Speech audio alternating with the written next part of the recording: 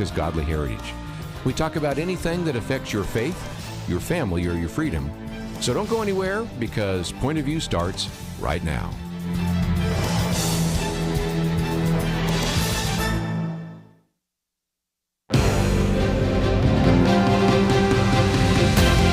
Across America, live, this is Point of View.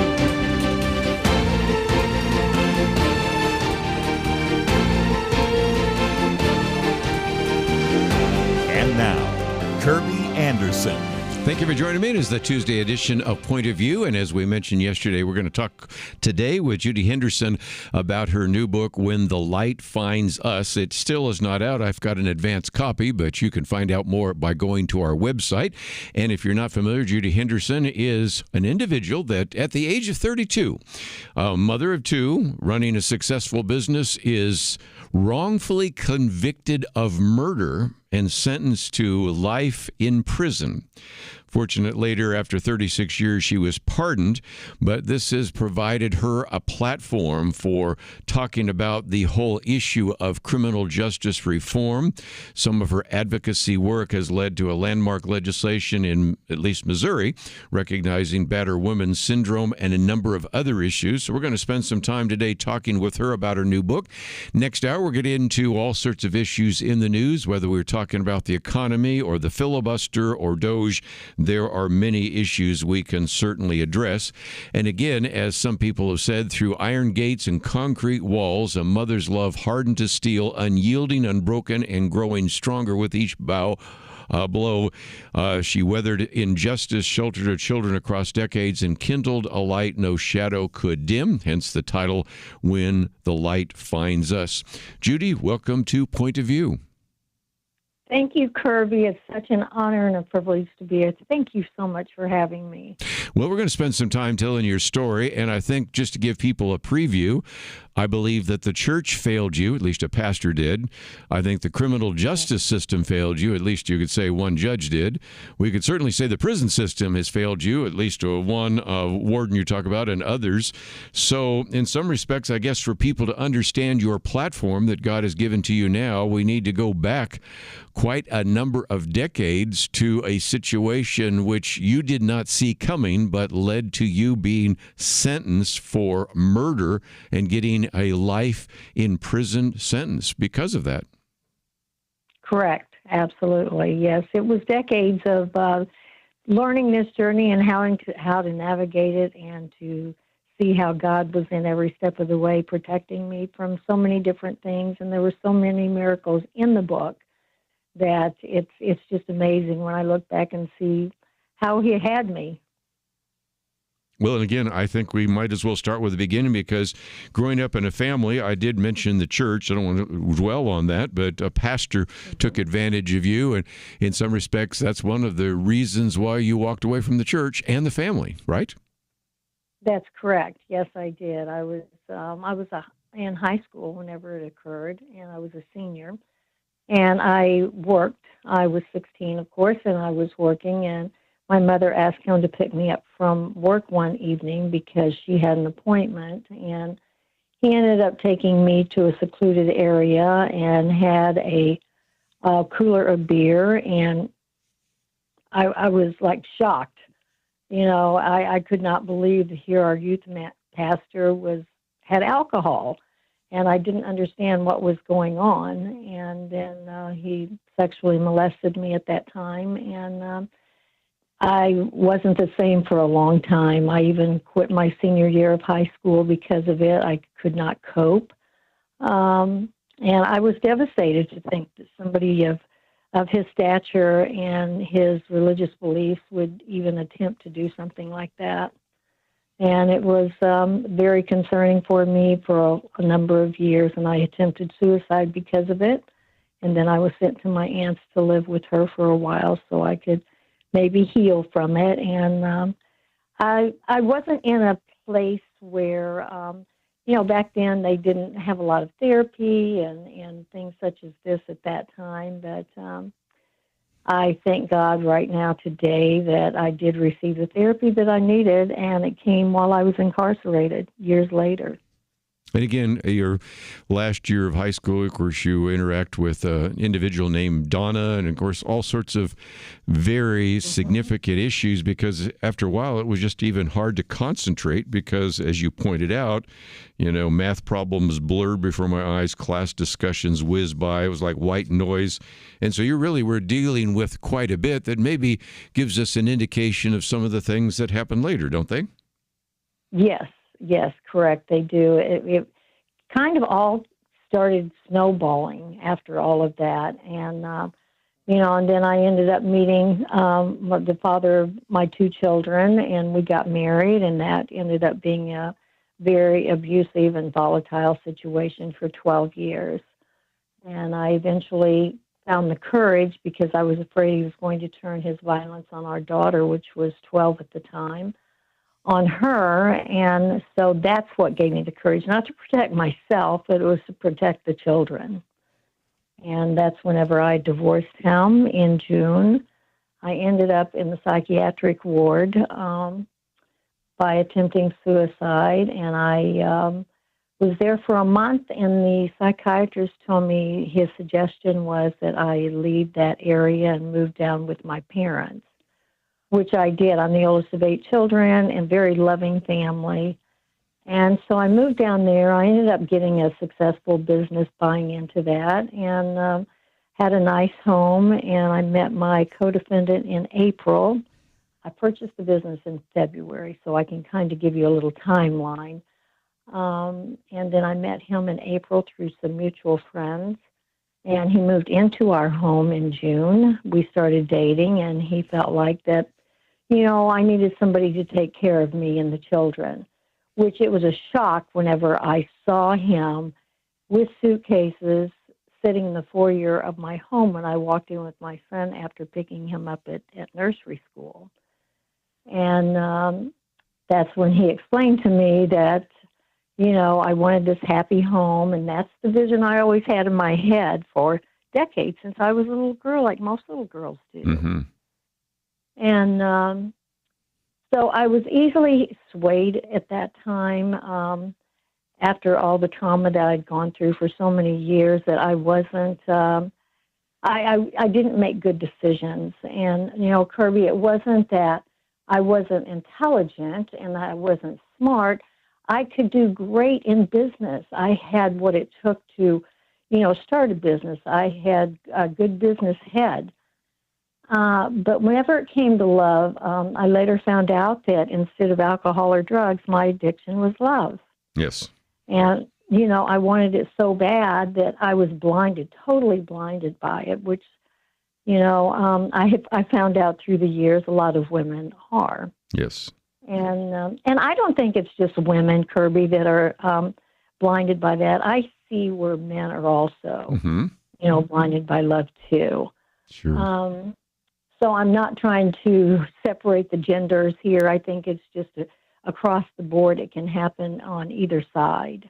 Let me take a break, and when we come back again, here's an individual that was running a business and pretty successful at it, but then all the kind of expertise you had in one area didn't necessarily transfer over to the other.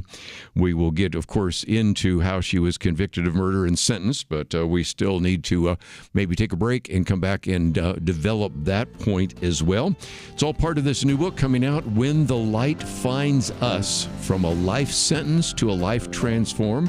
Judy Henderson with us. We'll continue our conversation with her right after this.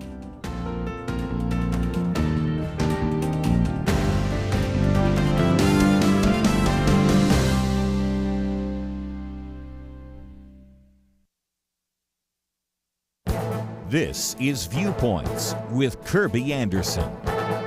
2 weeks ago, I talked about President Trump's countermarch to the institutions. Progressive activists have been marching through the institutions of this country, and Trump is engaging in a countermarch.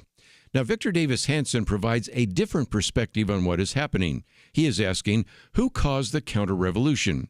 He observed that at some point, some president was going to have to stop the unsustainable spending and borrowing. He then looks at the crisis at the border and concludes to have any country left, some president would eventually have had to restore a non-existent border and stop the influx of 3 million illegal aliens a year. He also added some commander-in-chief finally would have to stop the theater wars abroad. Eventually, someone in authority would have to deal with these issues.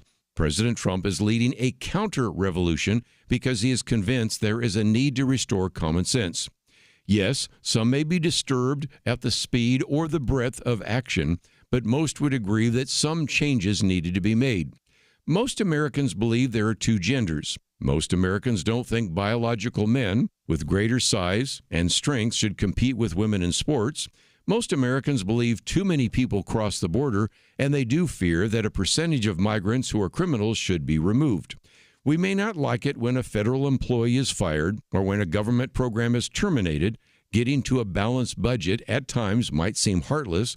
We may not agree with every decision being made to deport people here illegally, but Americans voted for a change from the previous 4 years, and that is why there is a Trump counter-revolution.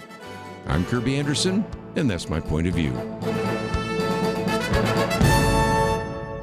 For a free booklet on a biblical view of genetic engineering, go to viewpoints.info/genetic engineering. Viewpoints.info/genetic engineering.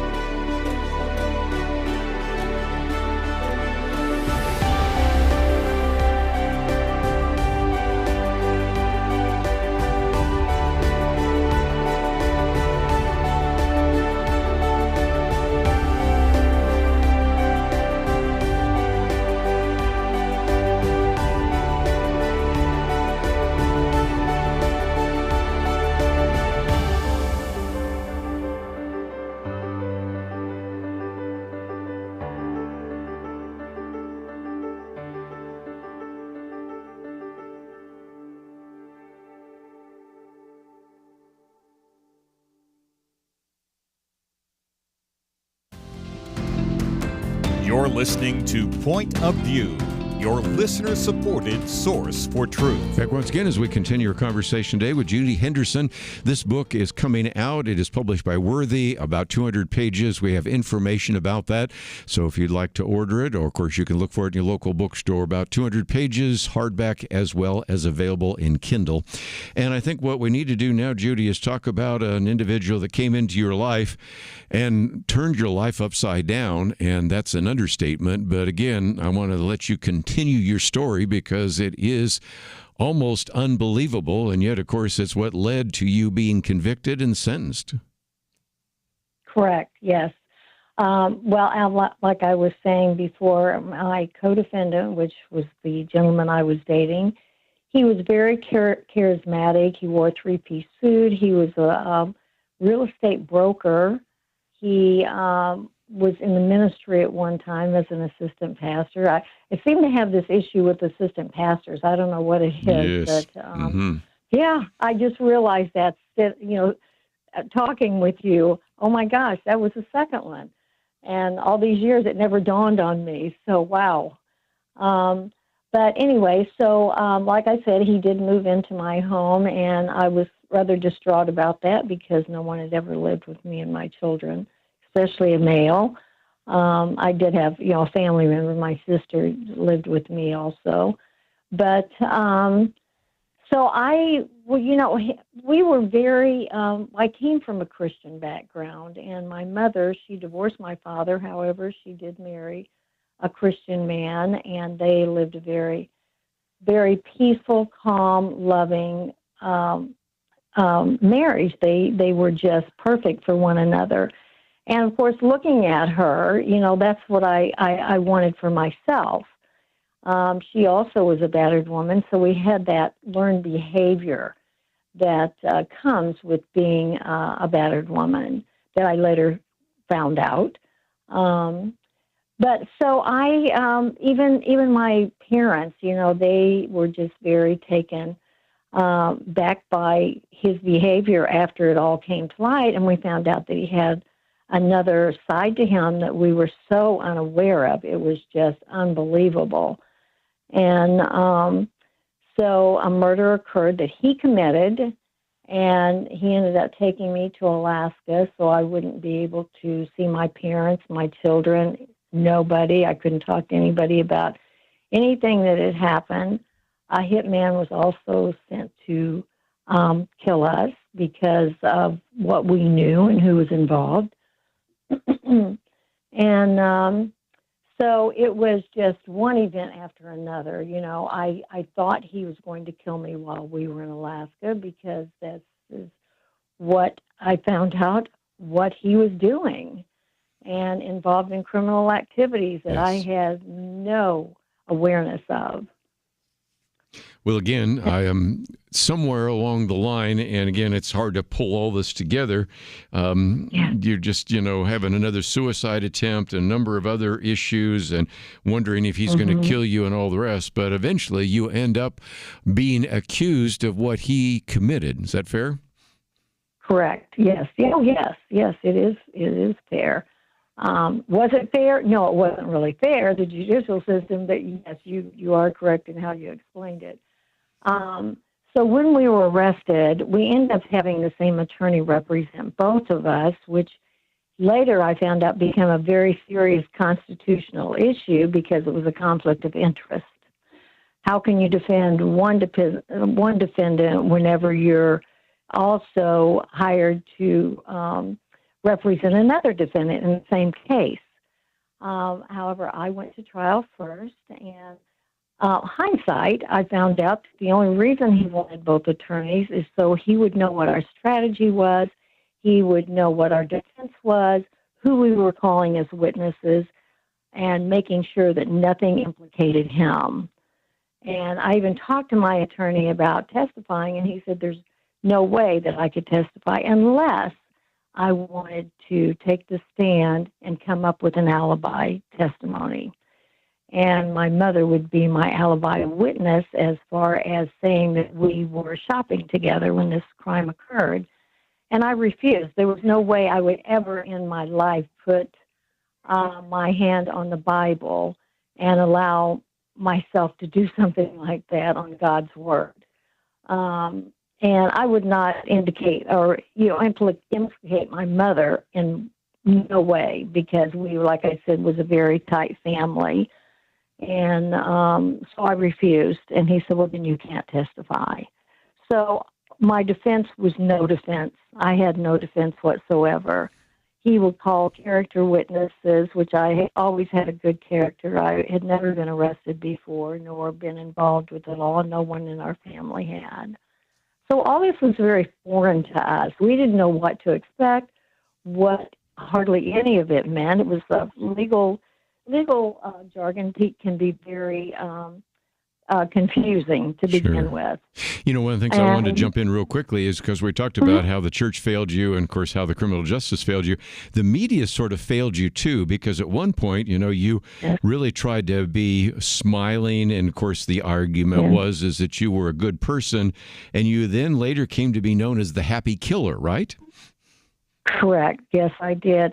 But what everyone didn't realize, Kerby, is I already had so much pain in me, and I learned at an early age to mask that with smiling, wanting everybody to think I was okay, wanting my parents to think I was okay. I never wanted my mother to worry about me. Mm-hmm.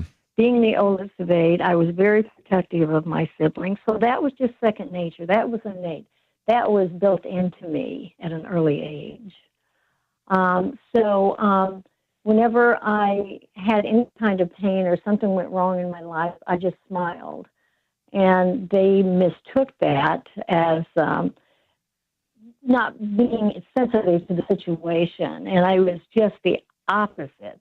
I was so highly sensitive that I could not allow myself to show the pain because I knew how it would affect my mother and my family. Yes. And so, yes, I did get the name Happy Killer, and across the street was a bookstore from my mother's business, and there was a big sign in the window that said, "Get the true story of Judy Henderson here."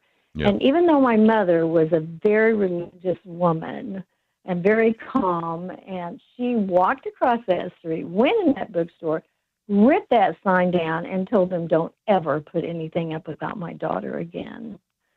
And so, he never did. He knew my mother well. Let's just, before we get to the break, though, at least get you sentenced, and that is where you were told to stand. And for the charge of capital murder, the jury sentences the defendant to life imprisonment without the possibility of parole for 50 years. And you talk about the fact that before being locked up in a county jail, you'd never even seen the inside of the jail, and now a whole new chapter in your life begins, doesn't it? It does, Kerby. Yeah, I am just taken away to a foreign land, and that's exactly what it felt like, because it was so dark and gloomy, and you could just feel the pain and the agony inside those walls. And the language that inmates speak, they have their own language. They have their own slang. The policies are considered their laws that is made by administration. And it's very different than on this, whenever you're in the free world, because they have rules that are so, I didn't understand. I didn't know, what do you mean I can't have a bobby pin? Or what do you mean? It was just these simple things that did not make any common sense to me. And I was always very kind to people and very polite. I loved people. I still love people to this day. That's why I do the work that I do. In prison, they take kindness for weakness. Yes. So that is something I learned in a very hard way, because that was my personality. That was my makeup for decades. But, I ended up spending, by the way, more time in prison than I did in the free world. That's true. 31 years and 36 years. I need to take a break, so when we come back, let's talk about your prison experience, and then I do want to leave some time to talk about the ministry that God has given you now. But let's take a break, and we are talking again about this book. It is published by Worthy, over 200 pages, When the Light Finds Us. It is written by Judy Henderson, From a Life Sentence to a Life Transformed, and we've worked through about half of the book, and there is a lot to actually unpack if you sit down and read it as well.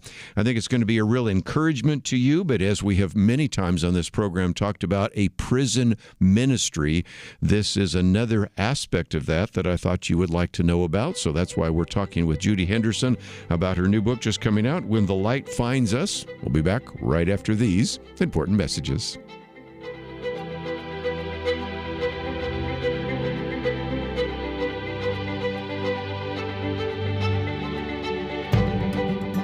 Do you know anyone who would appreciate a news source that is anchored to God's Word and not to a political party? Do you know someone who wishes they could hear today's most confusing questions addressed with biblical clarity? Do you know anyone who wishes they felt equipped to make a difference in this nation? Well, here's the good news. Point of View is anchored to God's Word above all else. Point of View tackles every issue of the day from a biblical perspective. Point of View equips Americans to take action. And you can bring Point of View to more listeners, make a difference today by joining Point of View's Truth Team. We'll start our official Truth Team campaign in a couple of weeks, but you can join right now at pointofview.net or by calling us toll-free at 1-800-347-5151. Again, join the Truth Team at pointofview.net or 1-800-347-5151. Make a difference today. Point of View will continue after this.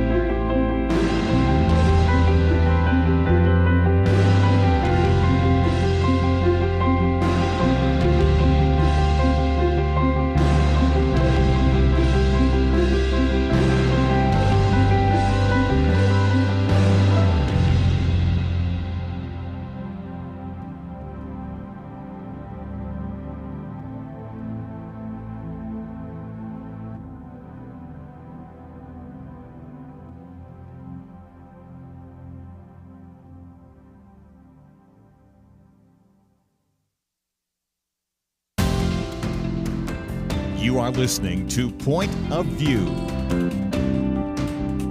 The opinions expressed on Point of View do not necessarily reflect the views of the management or staff of this station. And now, here again is Kerby Anderson. Back once again while we have a conversation with Judy Henderson about her book, When the Light Finds Us, From a Life Sentence to a Life Transformed. And Judy, we might just, of course, have you talk a little bit about your life in prison, but more importantly, to remind people that you left behind your two children, Chip and Angel. And so in 1982, here, these children now don't have a parent for 36 years, but you were still dedicated to try to mother them while still in prison. Can you explain that? Yes, absolutely. Before incarceration, before I got my divorce, for 12 years, I was very, very dedicated to my daughter. I had her first. She was 9 years old when I had my son. So I was also a working mother, but I was always very active with my daughter in brownies and dance lessons, acrobats, you name it, she did it. And she always had good friends. She always had slumber parties. She had birthday parties. She had everything that every little girl would want.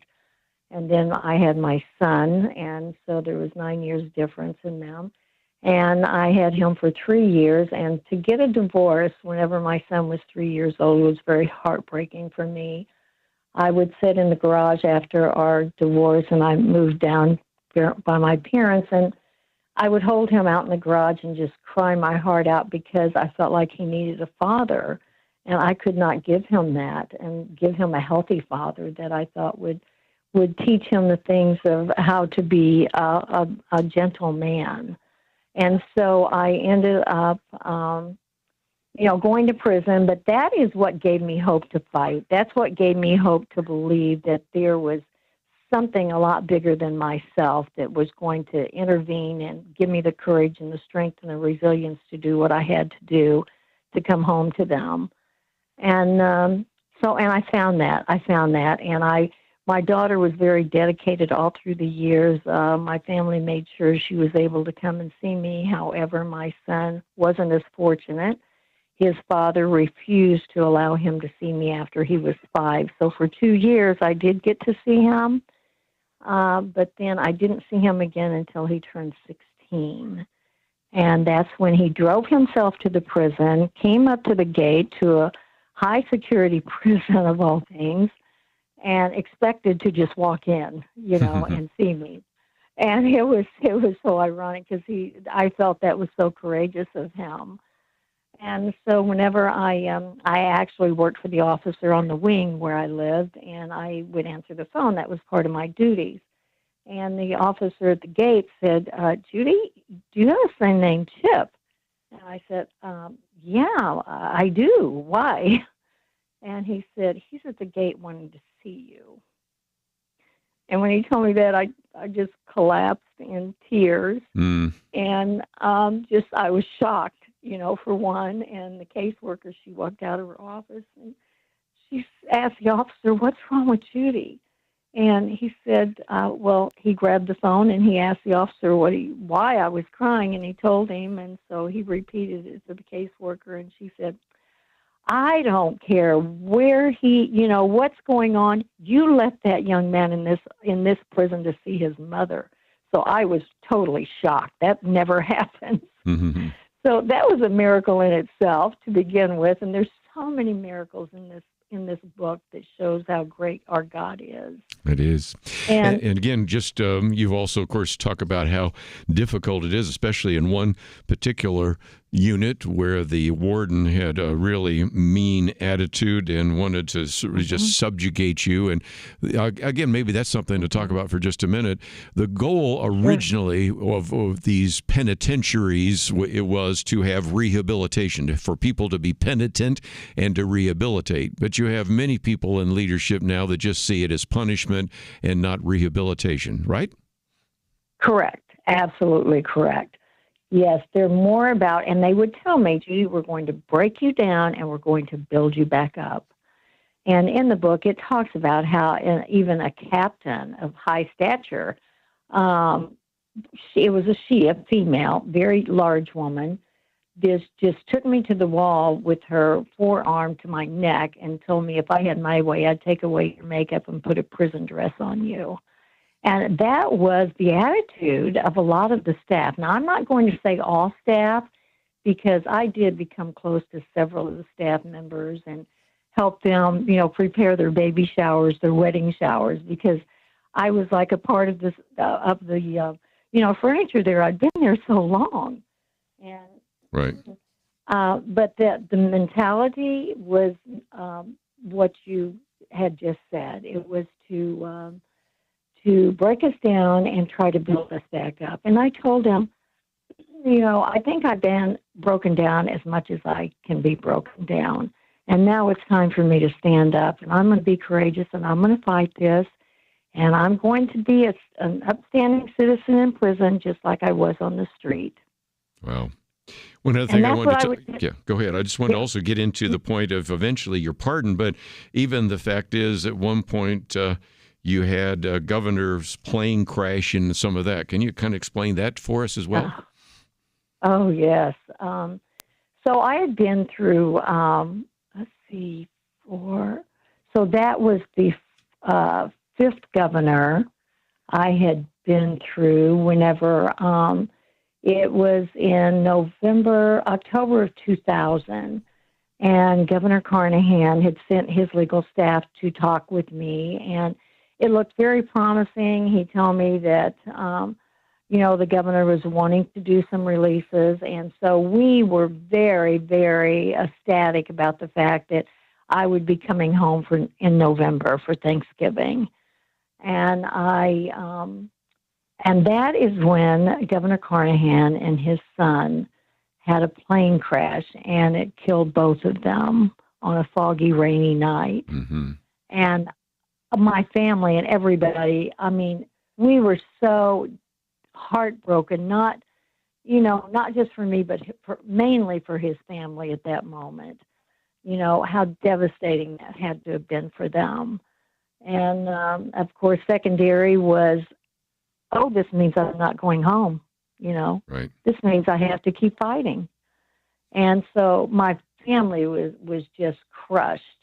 And, of course, I don't worry, because I was very protective of them. I didn't let them know the things that occurred in prison.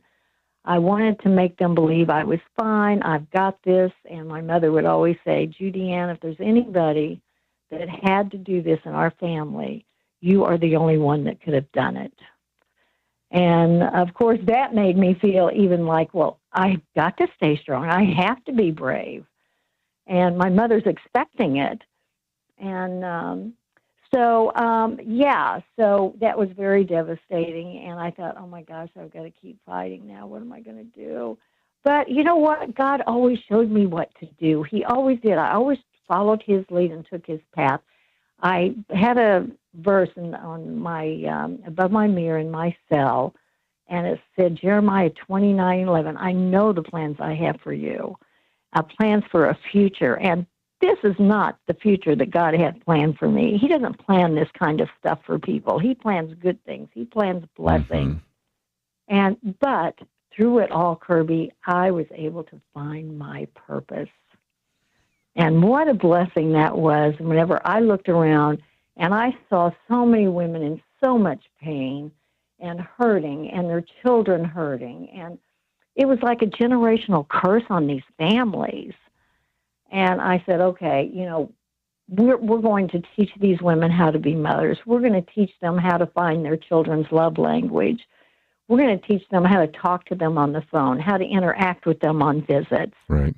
And so we did. I helped start a lot of pioneer programs and parenting classes, and it was amazing. It was amazing. We'd write letters. We would, to the children. We would make things for the children and send home to them.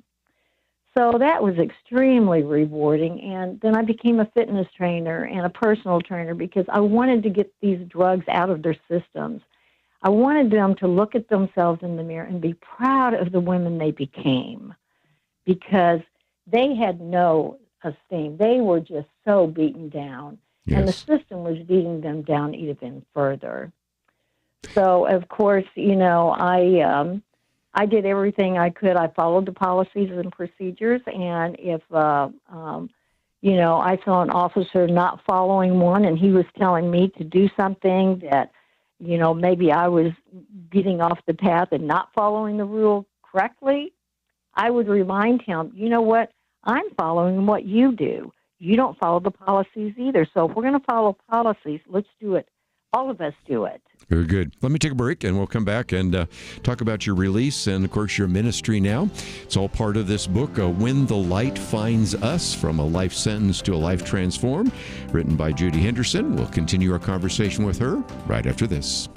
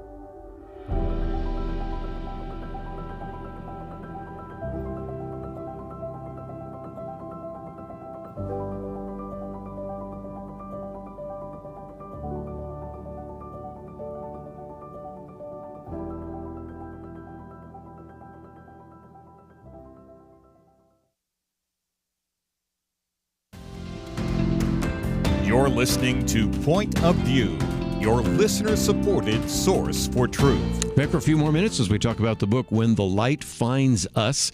It is written by Judy Henderson. And Judy, we need to get you out of jail, so let's talk about that.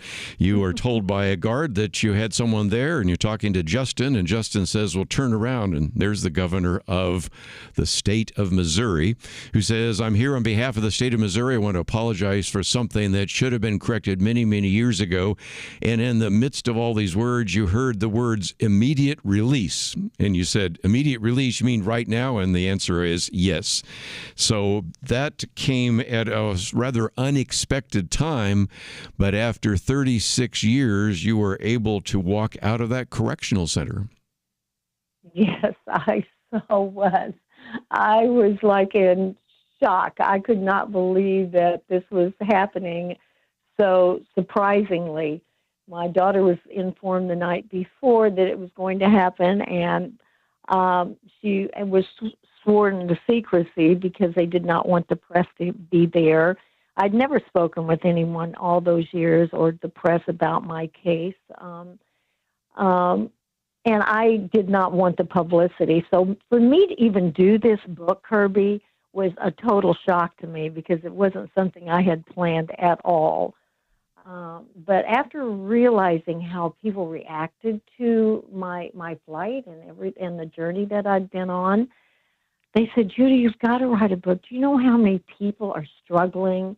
How many mothers don't know how to be mothers, or how many women are staying in situations, or how many men have mothers that are staying in these situations that it's going to affect? And I said, well, no, I really didn't. But how could I not share the story that God got me through? You know, how could I not teach people or help people understand that you have everything inside you that God gave you the day you were born to help you through any situation you come up against? And it took me going through this to learn that. But I'll tell you what, when Governor Greitens came to that prison, first time in history that a governor's ever done that to begin with, second time the governor's ever released anybody immediately, and the third history-making moment was whenever he gave a lifer a pardon. That's something Missouri governors do not do. And I became very active in politics and still am to this day, and still working to help pass laws to help those that are incarcerated. But whenever I walked out of that prison, my sister, she flew in from Arizona, and I looked outside and I saw this big, black, long stretched limousine, and I just broke down, Kerby, because my sister had promised me decades ago that whenever I came home, that was going to be sitting there for me. And it was. She never forgot. So good. And the atmosphere in the prison when they all found out, 1,600 women gathered on that yard and was so ecstatic. It was like a cheerleading practice. You know, they were all cheering and happy. And I spoke to officers after I left there, and they said, Judy, their spirits were so high for weeks after you left. You left such a good spirit here whenever you walked out that door. And the governor, or the warden, he told me, he said, he shook my hand. He said, we really hate to see you go because you helped us start so many programs. Sure. And I said, well, it's been fun, but I got to run, so I'm leaving. Let me just mention real quickly, we've posted a couple of things. First of all, of course, your book, but also this article from CNN. She raised her kids from prison for 35 years. Now she's free. She wants to keep helping imprisoned moms. And I wanted to leave just a few minutes at the end here for you to talk about that, because in some respects, this has become your new platform. And anybody that is maybe working in a prison ministry, or anyone that knows some woman that has been incarcerated, could really benefit from some of the material we've put on our website, pointofview.net. Can you speak to that? Yes, I would love to. So I did, and I still do advocate for women and mothers incarcerated. I want people to know that these are individuals that their children are hurting. Their children are in a lot of pain. And we need to get rid of this generational curse that these families go through. And the only way to do that is we have great, wonderful, precious volunteers that come into the prison system, which is who helped me get on the right path with God and helped me realize how enormous God loves us. And that love can just seep through your veins. And we need to reach these mothers and teach them, and continue to teach them how to be parents. And I just recently, I had been working on another lifer's clemency for several years, and met with the governor a couple of times, one with her attorney, and then one just me and my daughter. We both went and met with the governor, Governor Parsons. And he ended up releasing her and she had 5 children, and now she's a grandmother. She's the same age as myself. and she was just released December 24th of 2024. So that was just a Yahoo moment, for everybody in her family. And so I like to speak with a lot of families before their loved one comes home so they have some idea of what to expect. Right. Don't have their expectations too high. And to try to have a lot of understanding, because these families don't know what this person has been through all these years. Right. Well, again, you have traveled that road and certainly can provide that. And certainly this whole idea of reentry is very key. So let me again just mention that we have information about your book. It is not out till next month, but we have a way in which people can pre-order it. We also have posted this article, which I thought people might like to see, from CNN, which I want to certainly commend them for writing such a good article and giving you an opportunity to see your daughter, Angel, and your son, Chip, and also your granddaughter a little bit later in one of the pictures, and to get a better understanding of that. So if you're in prison ministry, certainly this book is a must read for anyone that has dealt with abuse or the various kinds of topics that you've addressed in terms of battered women's syndrome and the rest. And of course, if you would just love to read a book that just has all sorts of incredible miracles, if you will, this is a book that I think you will appreciate. So, Judy, I appreciate you giving us an hour today to talk about the book. I appreciate the fact that you were nudged enough to write the book. I know in some respects you'd like to leave it in the past, but I certainly appreciate you joining us today here on Point of View. Well, thank you, Kerby. It's been such a humbling experience, and I just love you guys for the work that you do, for putting the truth out there, and I commend you and your team. One last time, let me just mention the book is entitled When the Light Finds Us, From a Life Sentence to a Life Transformed. As it says, through iron gates and concrete walls, a mother's love hardened to steel, unyielding, unbroken, growing stronger with each blow. It weathered injustice, sheltered her children across decades, and kindled a light no shadow could dim. This is really, of course, the story of Judy Henderson, but it is also just, I think, an encouragement for some of you to think about what kind of ministry you might have to those individuals behind bars, especially in this particular case, to mothers who are behind bars still trying to raise their children without being able to be there day after day. So I think you're going to find the book quite helpful. It's coming out next month, but you can pre-order it. And of course, you got a very good advanced look to it as well. Let me take a break. When we come back, we've got a lot to cover. What about the economy? What about the filibuster that was taking place? In particular, maybe a little bit more about DOGE. Lots of issues to address today here on Point of View. But again, if you find that this might be a story you'd like to pass on to others, go to the website, pointofview.net. There's a button that says watch or listen. You could pass the podcast on to someone else. I think they would benefit from it. Let's take a break. We have a lot to cover. We'll be right back. Where does moral truth come from? According to 58% of Americans, individuals determine moral truth. A quarter of Generation Z says society determines moral truth, and morality can even change over time. Only 42% of Americans believe that truth comes from God. I don't know about you, but I find these numbers extremely troubling. It really is a crisis of truth, and that crisis has consequences. Look at society. Evil is called good, good called evil. People with biblical beliefs are called bigots, or worse, they're canceled. But there is hope. The Bible promises the truth will set us free, and that's why Point of View is relentless in our commitment to the ultimate source of moral truth, God's Word. At Point of View, we know that God's truth is eternal, and if we stand together, we can help more Americans apply His truth in their daily life.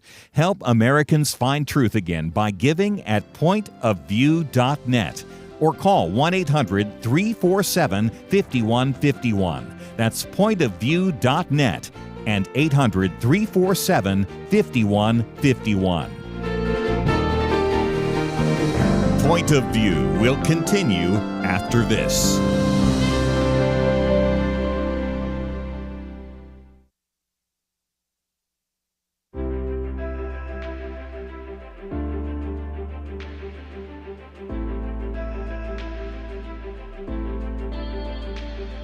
I really appreciate your program. I don't get to listen to it every day because I have to work, but it's a really a blessing to me and to all of us.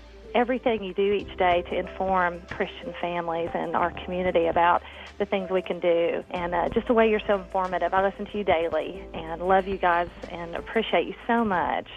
I do appreciate Point of View and what you folks are doing. You really are doing a great job to educate and to help Christian folks do a better job to honor Christ in all that we do. I just appreciate all you guys do. I mean, I learned so much, and it's amazing what you teach that I say to other people, and they look at me like, where did you hear that? So I appreciate you guys. So thank you for all you do. I just turned your program on, and I want to just let you know how much I appreciate just getting the truth out. Point of View Radio Talk Show.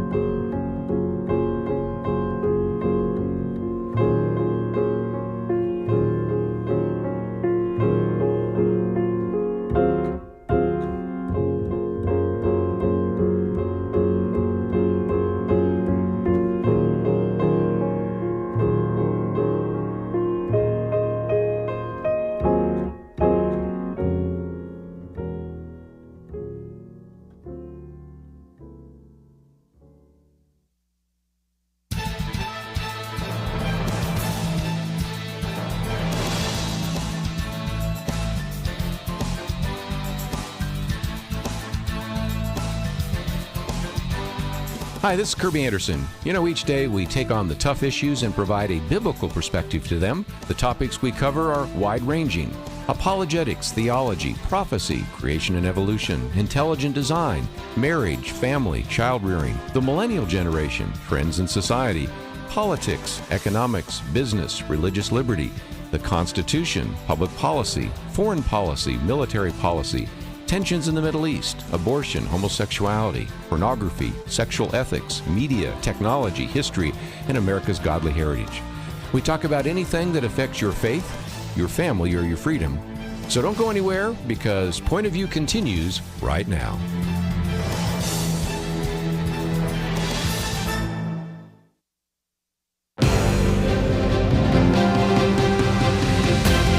Across America, live. This is Point of View.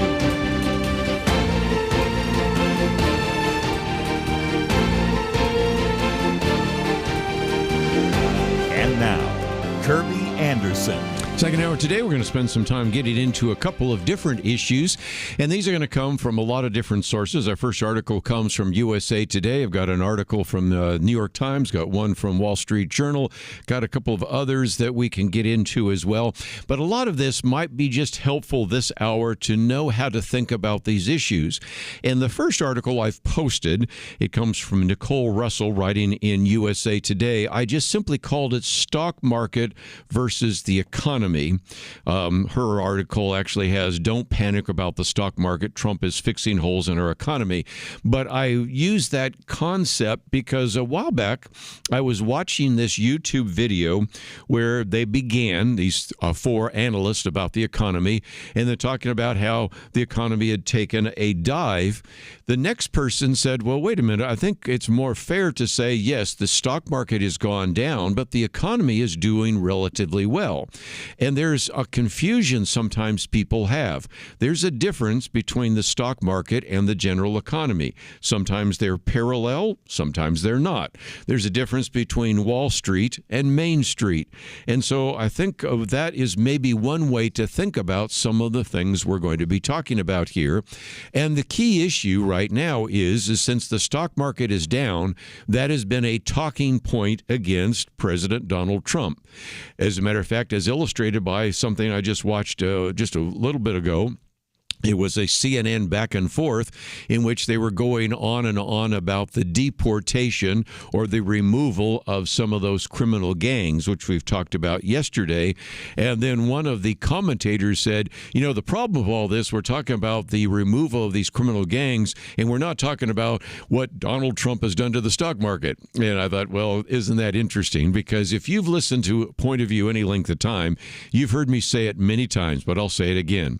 The president is oftentimes taking too much credit for what happens in the economy, and oftentimes presidents are getting too much blame for what happens in the economy. And this first article, I think, illustrates that.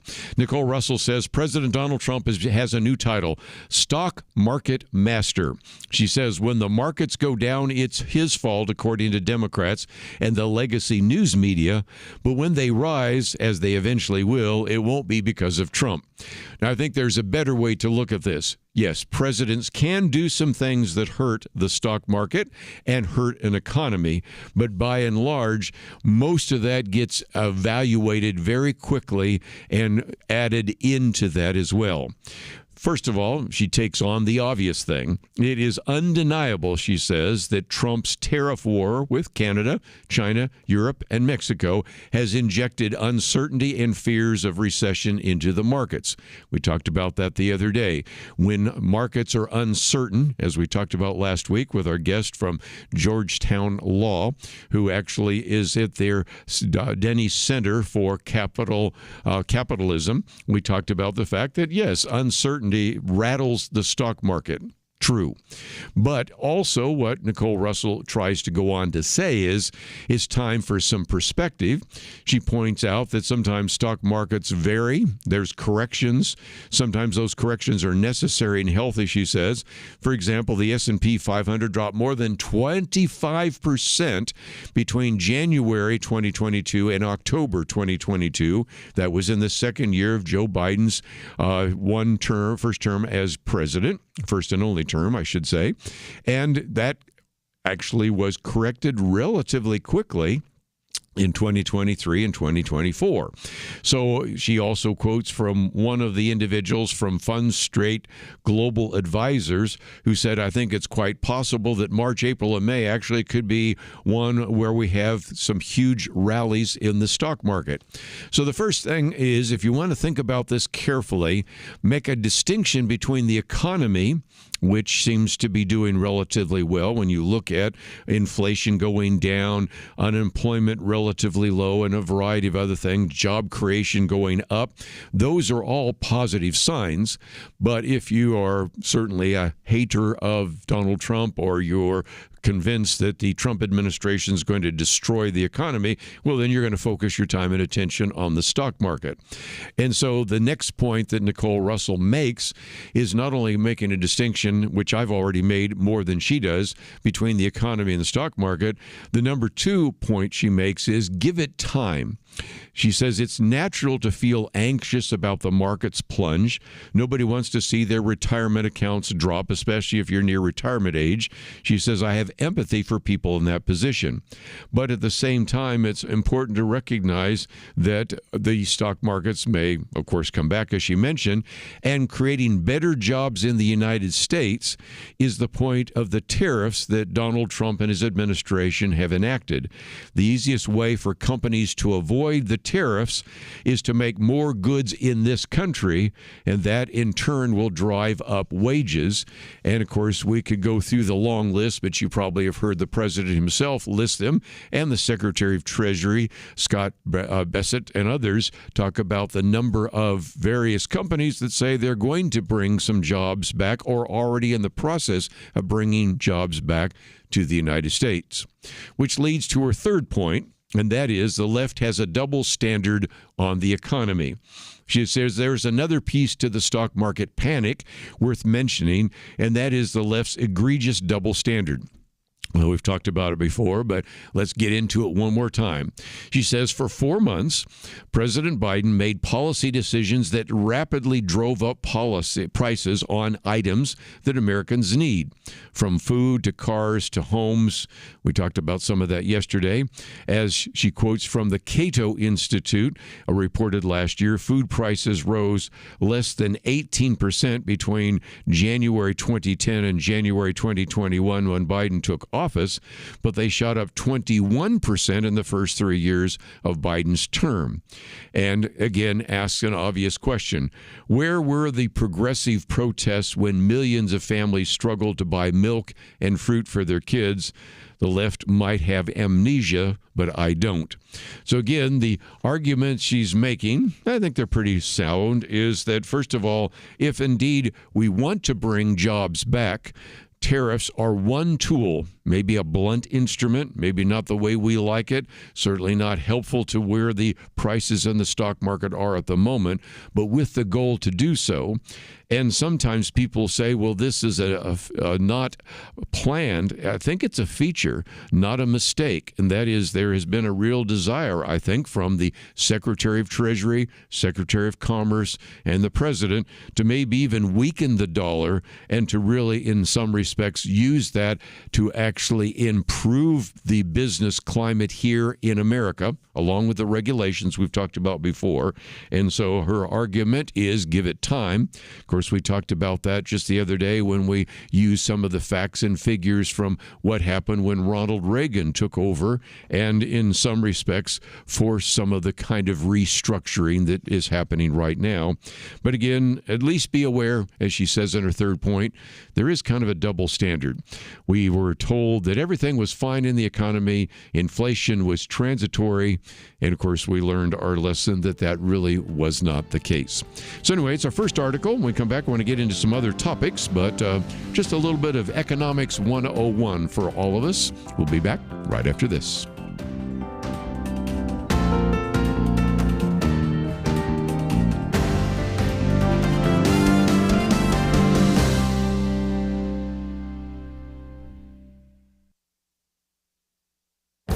This is Viewpoints with Kerby Anderson. 2 weeks ago, I talked about President Trump's countermarch to the institutions, Progressive activists have been marching through the institutions of this country, and Trump is engaging in a countermarch. Now, Victor Davis Hanson provides a different perspective on what is happening. He is asking, who caused the counter-revolution? He observed that at some point, some president was going to have to stop the unsustainable spending and borrowing.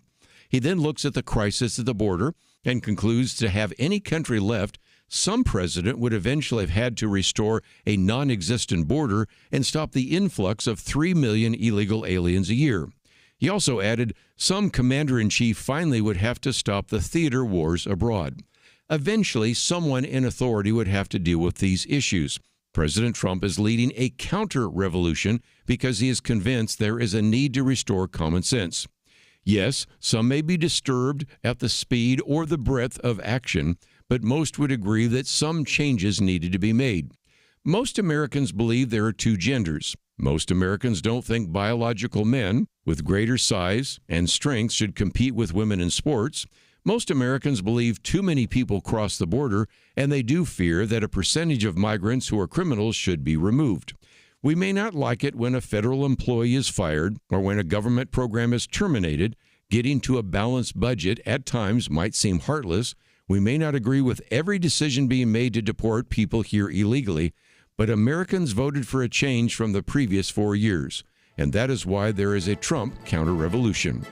I'm Kerby Anderson, and that's my point of view. For a free booklet on a biblical view of genetic engineering, go to viewpoints.info/genetic engineering. Viewpoints.info/genetic engineering.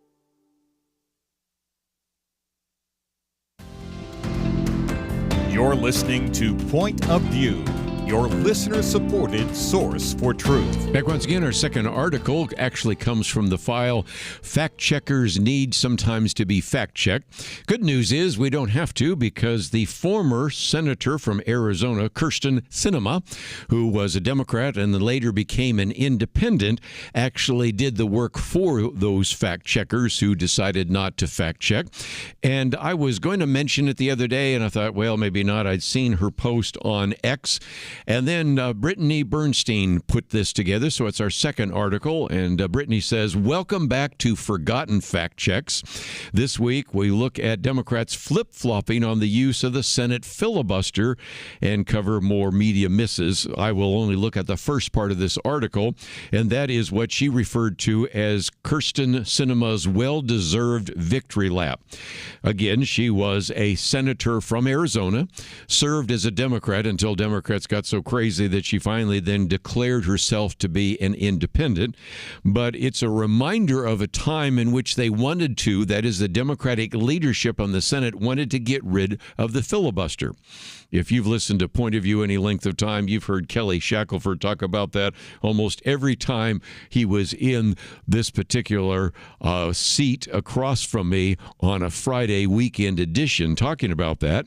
And the thing that kept them from removing the filibuster were two individuals, Kyrsten Sinema and another former senator, that would be Joe Manchin, which ended up being the two individuals that kept them from getting rid of the filibuster. Well, last week, all of a sudden, as Brittany Bernstein points out, many of those same Democrats who said we want to get rid of the filibuster suddenly embraced the 60-vote threshold as a means to block a Republican-backed spending bill, which ultimately passed after, as we talked about last week, and earlier this week, Minority Leader Chuck Schumer and 9 members of his caucus decided the passage was preferable to a government shutdown. And so as a result, you can read this in its entirety. It was kind of interesting because that's when then you had Kyrsten Sinema first criticizing, of all people, Alexandria Ocasio-Cortez, saying, a change of heart on the filibuster, I see, and again argued that she was not being critical, but even hypocritical. But then Kyrsten Sinema wasn't having any of it. She said literally 0 Senate Democrats support the filibuster. 38 voted to filibuster the continuing resolution yesterday. 8 who previously voted to eliminate the filibuster did not filibuster. One who previously campaigned to the filibuster did not filibuster. And then you can see some of her posts on X. First of all, one of the lines, you got to love it here. Just surprised to see the support for the Jim Crow filibuster here, because some of you might remember that the way in which this was portrayed is anybody who was not going to get rid of the filibuster actually was supporting Jim Crow, which of course is one of the dark chapters of American history.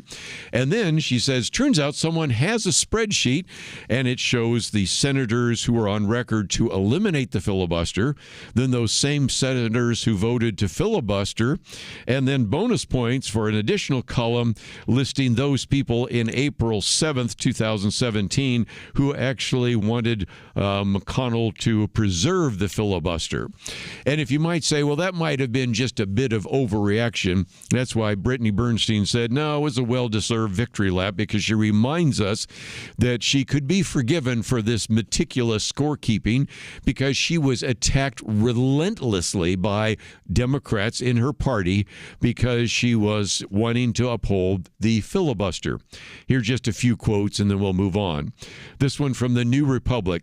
How dumb does Kyrsten Sinema think we are, accusing her of offering an illegible defense of the filibuster? Well, let's go to The Nation, which again is a left-of-center magazine as well, claimed that Sinema's position on the filibuster echoes Goldwater's case against civil rights. Here we go again. Then you go to Vox. Vox, again, talked about the Democrats' failure on the filibuster reform will haunt them. Then you can go to NPR, National Public Radio, which talked about Kyrsten Sinema's political evolution from progressive to filibuster defender. And then you had these attack ads that came out against the former senator from Just Democracy to the tune of $1.2 million. Here's just one of the narrators of the ad. And this in the deep voice, I'll try to do it. As the GOP tries to silence our voices, she's just standing by supporting a Jim Crow relic instead. Why do you stand with you? And so again, just all these attempts to minimize her, to criticize her, to vilify her, and the rest. And so then it goes into how she was even, quote, misleading her constituents. And you can read the rest, but it was just a good example of she had had enough of all the attacks that she had received. And then when it came time to say, maybe we should actually not have the filibuster, all of them use the filibuster, not successfully, on that budget proposal. And so, again, I think it was her wanting to just remind people of how the Democrats just a few months ago were actually against the filibuster. Now they're for the filibuster. And, of course, they were really for the filibuster when it looked like Donald Trump was going to take office, which he did. So, again, those are just a few examples of where, again, Democrats are for whatever helps them continue their particular issue. I think some Republicans have been wishy-washy, but most of them have been pretty strong through all of that. One other piece I thought I'd put on the table real quickly. It's from Alan West. Colonel Alan West, of course, been on the program many times before. And he reminds us that recently the California governor, that'd be Governor Gavin Newsom, had the conservative activist Charlie Kirk on his podcast.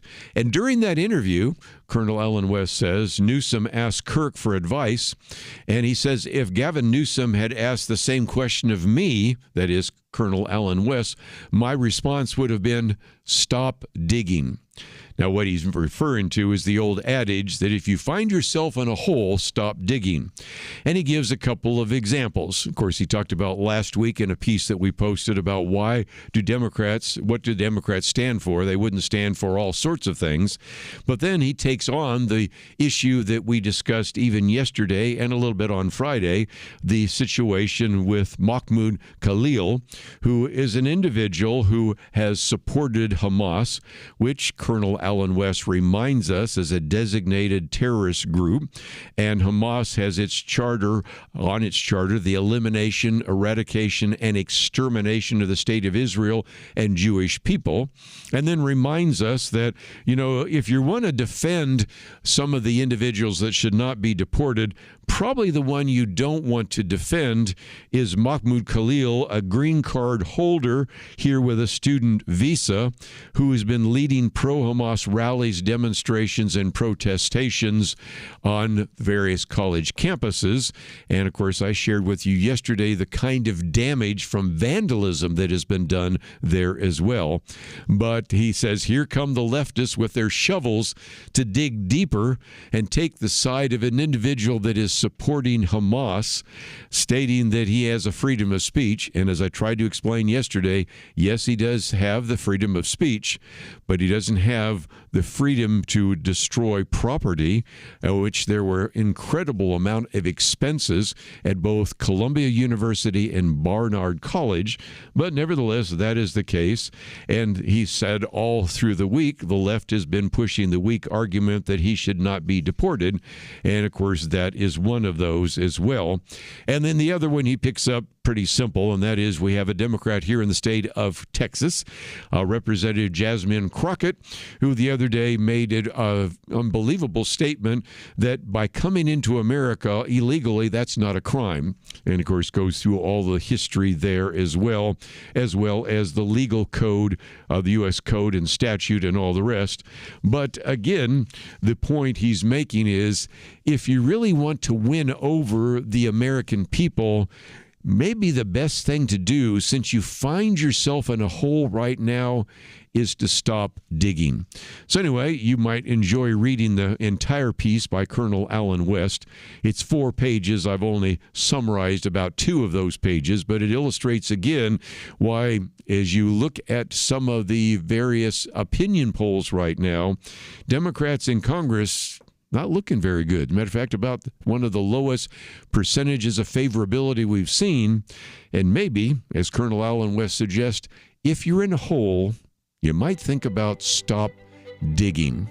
It's good advice for all of us, maybe even advice for those right now that are trying to defend sometimes the indefensible.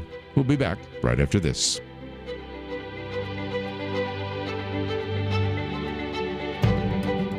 If you appreciate the trustworthy news and biblical worldview that you hear on Point of View, would you consider joining our team, the Truth Team? Listeners like you have been the backbone of Point of View for 53 years. But today there are more voices competing for Americans' attention than ever before, and few of them are anchored to biblical truth. By joining Point of View's Truth Team, you can be an integral part of keeping truth on the air. In just a few weeks, Point of View will celebrate Truth Team Week.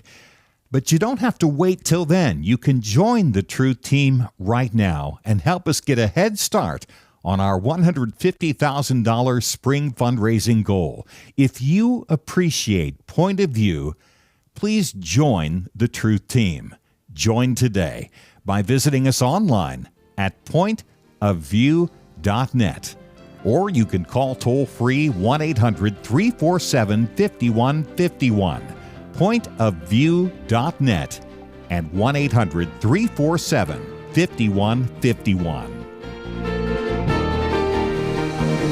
Point of View will continue after this.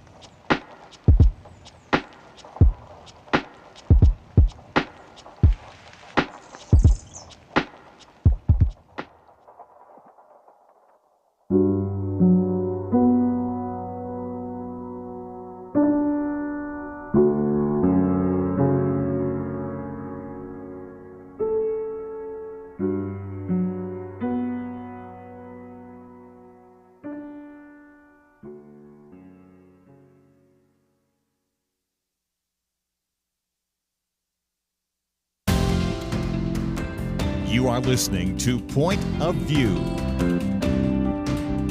The opinions expressed on Point of View do not necessarily reflect the views of the management or staff of this station. And now, here again is Kerby Anderson. Final half hour, we're going to spend some time now looking at Doge for just a few minutes. But as a program note, let me just mention that we're going to spend kind of a deep dive into China tomorrow. And so that will be our first hour in which we'll talk about some of the material that comes from Senator Tom Cotton's book about the 7 things you can't say about China. Also some other material from Gordon Chang on Plan Red. And of course, our March issue of the Outlook magazine, which we make available to those of you you that are donors is already out, and we'll maybe refer to a few things there as well. So that's just kind of the first hour. Get into some other issues as well. But let me just talk about Doge for just a minute. And for those of you in the state of Georgia, this might have more significance than people around the country. Although I found that when I mention Stacey Abrams, most people know who she is. And so I guess this would probably work for anybody, but especially would be significant to people in the state of Georgia. And that has to do with the fact that when you look at all these stories about waste, fraud, and abuse, first of all, some of them turn to be a little bit of hyperbole. When you dig down, you find out maybe they're not quite so accurate. But the biggest problem is there's so many stories, after a while your brain kind of just gets on overload. And I think sometimes there's a value in maybe picking one story that probably illustrates the rest. It becomes, if you will, sort of like, the story that you remember most often. And so in some respects, I'm starting to see more and more commentators are referring to the Greenhouse Gas Reduction Fund. Okay, you might say, what in the world is that? Well, this was part of what was the infamous, if you will, Inflation Reduction Act. This really was, later on, even President Biden admitted it was really the Green New Deal, but renamed, called the Inflation Reduction Act. It had nothing really to do with reducing inflation, but it was passed. And in it, there was a $27 billion program called Greenhouse Gas Reduction Fund. Okay, it was a first-of-its-kind program to address the climate crisis issue, especially as it affected maybe marginalized communities, low-income families, those who, as it said in the bill, were historically left behind. And so the money was really to help those individuals that were in more under the poverty level groups or other communities. But it turns out the money never made it to those communities, but instead went into the bank accounts of environmental nonprofit groups that had been created back in August, and then actually were receiving all that money just before Donald Trump took office. And so I found a number of people quoting it. Barry Wise, for example, with the Free Press. She used to be, if you might remember, the op-ed editor for the New York Times. She said that most of that money, $20 billion out of the $27 billion, was rushed out the door to 8 nonprofit groups that actually received the money after Joe Biden lost the election, but before Donald Trump took office. This is what led to a phrase that we've talked about before, where there was a secretly recorded video in which a former EPA official said that it was like tossing gold bars off of the Titanic. I was going to say tossing gold bricks. That would have been accurate too. But again, they were just rushing this money out to all these various nonprofits, which are staffed by individuals who either were major Democratic donors or else individuals that had very strong connections to the Obama administration or the Biden administration. Katie Pavlich, though, quotes a Washington Free Beacon story that actually found that Doge had discovered that $2 billion of those funds, $2 billion of those funds, went to a nonprofit linked to the perennial Georgia Democratic candidate, Stacey Abrams. Now, this, I think, gives you a couple of very interesting perspectives. First of all, one quote that I dug up from the Treasury Secretary Scott Bessent said, look, we all think there's been waste, there's been abuse, but I think there's also been real fraud here. You think? $20 billion out of the $27 billion went into the bank accounts, in some cases a separate, literal commercial bank account. And like they said, it was like tossing gold bars off the Titanic. So the first thing is that even people in the administration are saying fraud. I had some of you call in the other day saying, do you think these people will be prosecuted? I'm thinking at some point, maybe this would be the case, given who the Attorney General is, Pam Bondi. But it also explains something else, because if you've been watching this, the almost rabid response to some of the Doge investigation makes you wonder why you would fight so strong about some of this, and you're starting to realize who some of the recipients have been under this. And so in some respects, if you want to have what I guess we could call the poster boy of the Doge investigation, maybe the Greenhouse Gas Reduction Fund is one of those examples, and maybe that's why we're seeing more and more columnists and pundits actually quoting that. Let me, if I can, while we're talking about Doge, go to Scott Powell. He is an individual that wrote a very good book a number of years ago called Rediscovering America. He's with the Discovery Institute, and I've quoted him on other columns, but I've posted this one in which he says, Doge, cultural and spiritual renewal and revival will make America great again, because he recognizes that part of the solution to the future of America rests in dealing with some of these economic and political issues. But we're kidding ourselves if we think that just the political and economic issues are going to make America great again. We need a spiritual and cultural revival, and really even a reformation. I would encourage you to read it in its entirety, but let me just try to talk about the fact that he says that America's greatness was attributable to its spiritually grounded culture and its form of government, a unique constitutional republic that empowered the people in the states more than elites and the federal government. But then he points out that in our history, two Republican and Democrat presidents, one Republican president, Theodore Roosevelt, and one Democratic president, President Woodrow Wilson, really embraced progressivism and expanded the power and scope of the federal government. Kind of basic history 101. Then you get to the 1930s and you have one more thing, and that is the Democratic president, Franklin D. Roosevelt, established a raft of federal agencies which ostensibly were to help provide relief to the poor, solve unemployment through public works projects, and a number of other things. But as a result, this kind of sent us in the wrong direction. And so he says, look, while America was not founded as a Christian nation, the written record of the Constitution Convention records and reveals that the founders recorded debates, discussions, and writings were actually inspired by citations and guided by Bible verses, as we've talked about so often here on the program.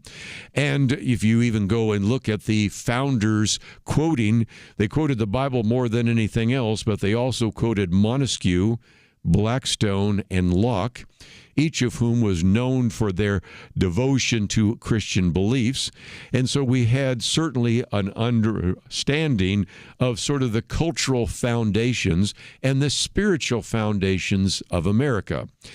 Then he takes us fast forward to the 1960s, in which some of that orientation was unraveling, and in some respects what we find ourselves in today, and then points out that even though we often talk about those three-letter commissions and institutions that were established under Franklin D. Roosevelt, he then takes you through this long list: the U.S. Agency for AID, which we've already talked about, Social Security, Housing and Urban Development, Environmental Protection, Department of Education, Department of Energy, Department of Homeland Security, and as a result, this massive expansion of government as well that took place from the 1960s to 2000, all are ones which from a cost-benefit proposal really didn't work very well, and then says that what we have needed to do is recognize that we need to come back certainly to some of the political and economic foundations of America, but more importantly, we also need to come back to those cultural and spiritual foundations as well. One of his last lines is this: American greatness cannot be achieved without a spiritual awakening and cultural revival. The critics who might argue that we should not set the clock back have it wrong. It is essential to get the time right, synchronized with the U.S. Constitution, which is based on natural law and the limits the reach of government and empowers the people. Again, I would commend to you his timeless book written back in, 2022, I think it was, Rediscovering America. Just a reminder that let's not hitch our wagon just to Doge or actually balancing the budget, as important as that is, we also need a cultural revival and a spiritual reformation. We'll take a break, come back with more right after this.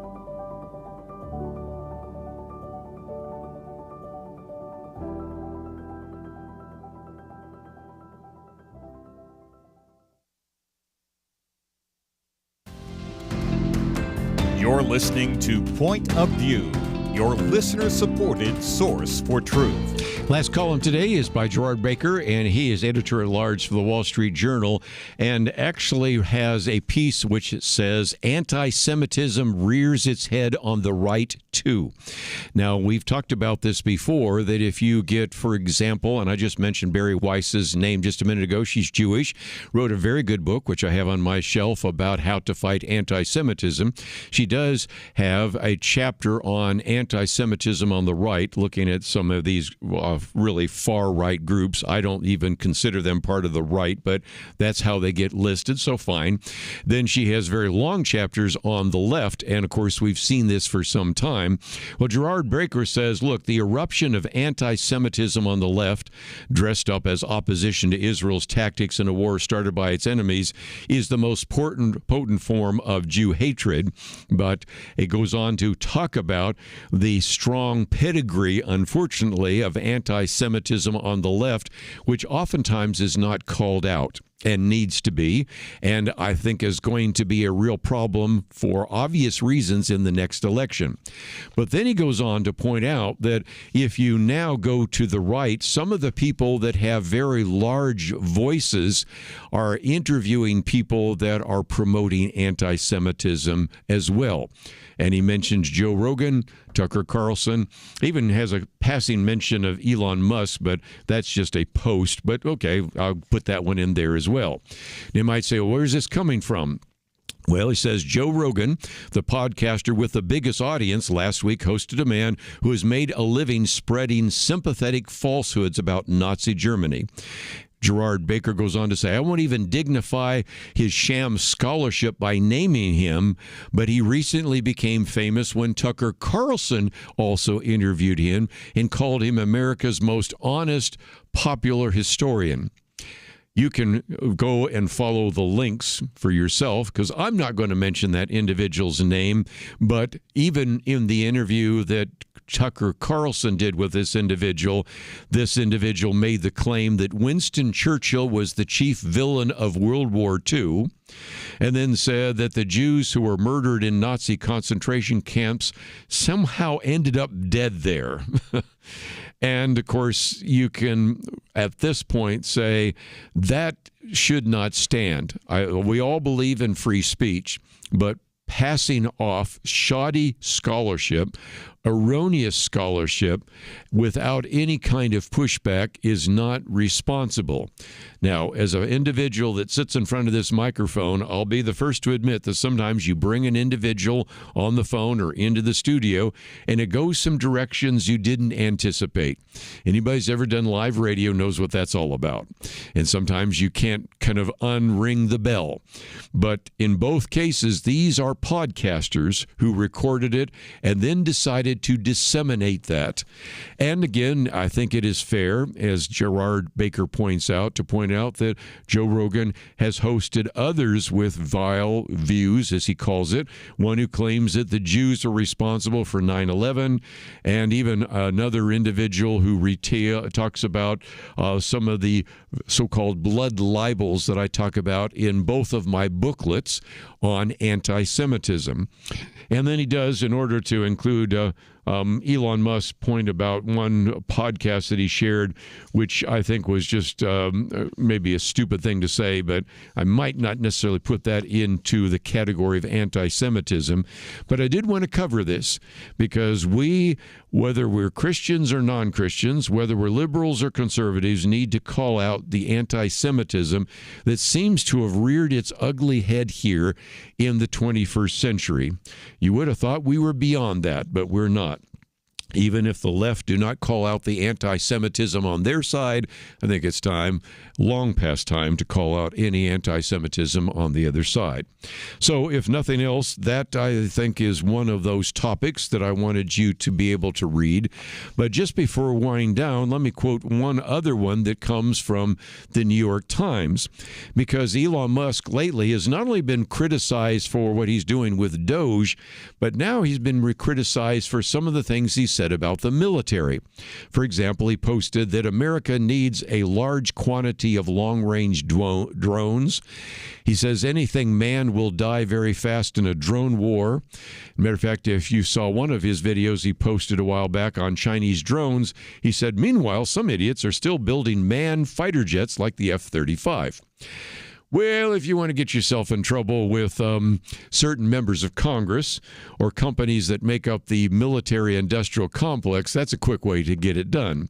But he's not the only one bringing up this issue, and that is, a while back, Warren Kelly passed on to me a piece from the New York Times, which was talking about reimagining the American war machine.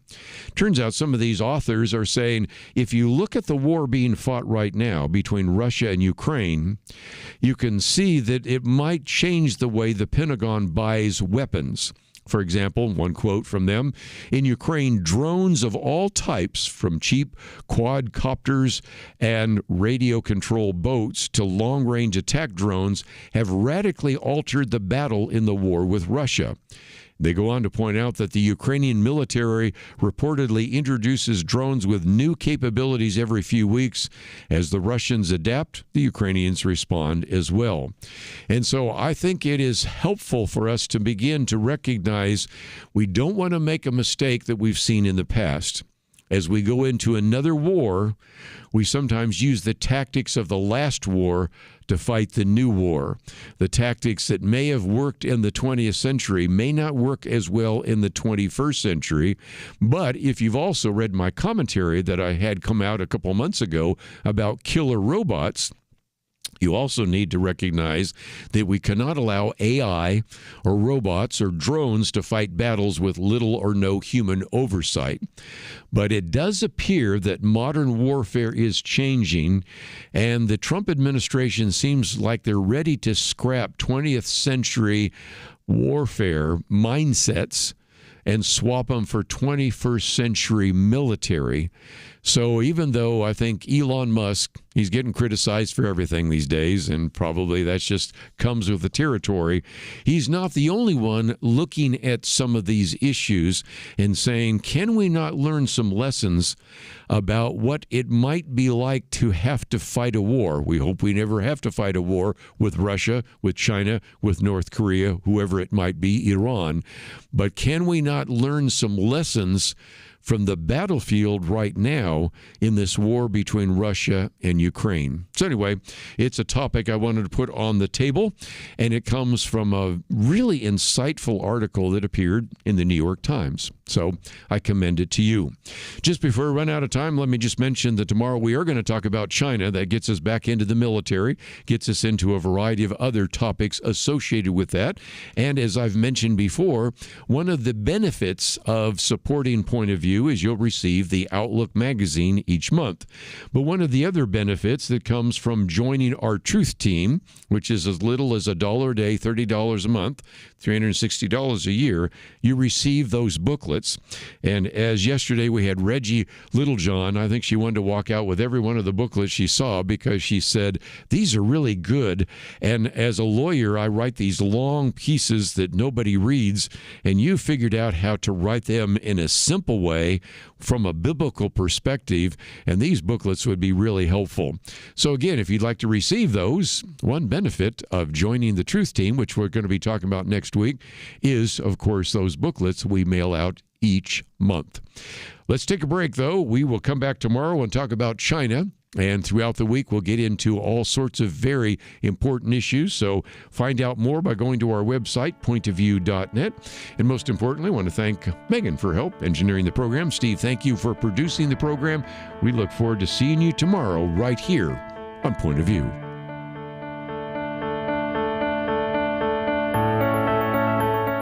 It almost seems like we live in a different world from many people in positions of authority. They say men can be women and women men. People are prosecuted differently or not at all, depending on their politics. Criminals are more valued and rewarded than law-abiding citizens. It's so overwhelming, so demoralizing. You feel like giving up. But we can't. We shouldn't. We must not. As Winston Churchill said to Britain in the darkest days of World War II, never give in, never give in, never, never, never, never yield to force, never yield to the apparently overwhelming might of the enemy. And that's what we say to you today. This is not a time to give in, but to step up and join Point of View in providing clarity in the chaos. We can't do it alone, but together, with God's help, we will overcome the darkness. Invest in biblical clarity today at pointofview.net or call 1-800-347-5151. Pointofview.net and 800-347-5151. Point of View is produced by Point of View Ministries.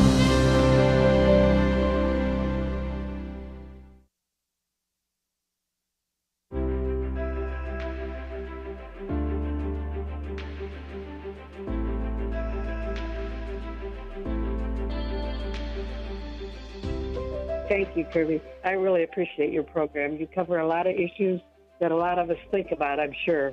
And this is the first time I've ever called in, so I appreciate your input, too. Oh, I thank God for what you're doing on Point of View. You guys have more influence across this country than I believe any of them in terms of tackling the issues and getting the truth out to Americans. It's getting to the point where truth just is bottled up on every hand. Every time you turn around, there's another big bottleneck against truth. I hope your listeners realize what Point of View is doing and supports Point of View in every possible way you can. You know, I can't go to Washington. I can't do those things, so the only way that I can help is the way that God has provided for me, and to give some of that back to you guys. So, like you said, partnering with Point of View, because, you know, you can't do it alone. Thank you very much for what you guys do. Believe me, it's a needed thing, and I just hope everybody certainly would get on the bandwagon with you.